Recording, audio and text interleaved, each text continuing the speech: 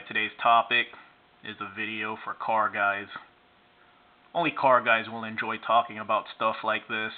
Everyone else will be bored and leave the room. This is mainly a response to my friend BizQuick. You ask me why a V10 Econoline and not a 6.0 diesel. Mainly the price. Here's a V10 right here. I think it's $6,500, 100,000 miles. And it's the extended version, which I want. It's not mandatory for me to get the extended version, but I prefer it. Definitely want the V10. It has a nice interior. The reason why I want the extended version, I have the standard version, but I would prefer the extended version this time around, is so I could leave one set of seats in, and even with one set of seats behind the main seats, I'll still have plenty of room for everything else. So that extra length will allow me to keep some seats in, so it'll remain a 5-passenger versus a really big 2-passenger vehicle. So this one has a really nice interior. The only thing missing is cruise control, so I would want to put cruise control on that. But yeah, $6,500 right there. So here's the cheapest 6.0 diesel that I could find. 180,000 miles, about $10,000. This one's extended length version. But yeah, I don't see many of these around for this cheap.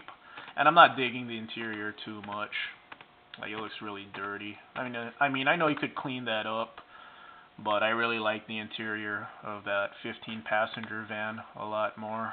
This is not too bad, actually, for being a former work van. But the typical price that I'm finding for the 6.0 diesels, this one has really low miles, 60,000. But look at that price, 25 grand. And the thing is, with the V10, the specs are pretty good. 305 horsepower, 420 foot-pounds of torque.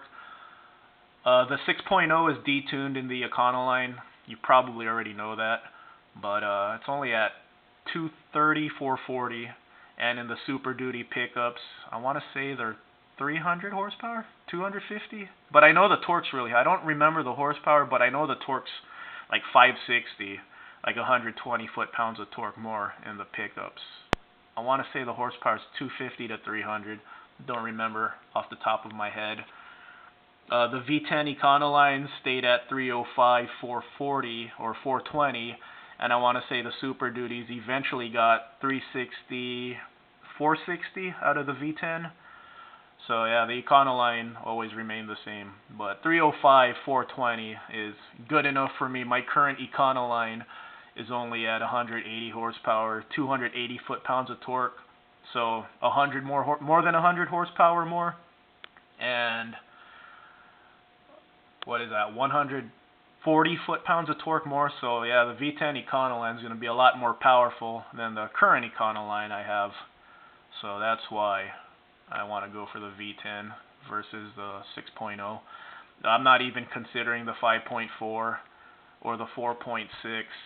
I just want to go V10. The car guy in me wants the V10, and they put the V10 in the short buses. They put it in RVs and F650s and 750s as cheap engine options.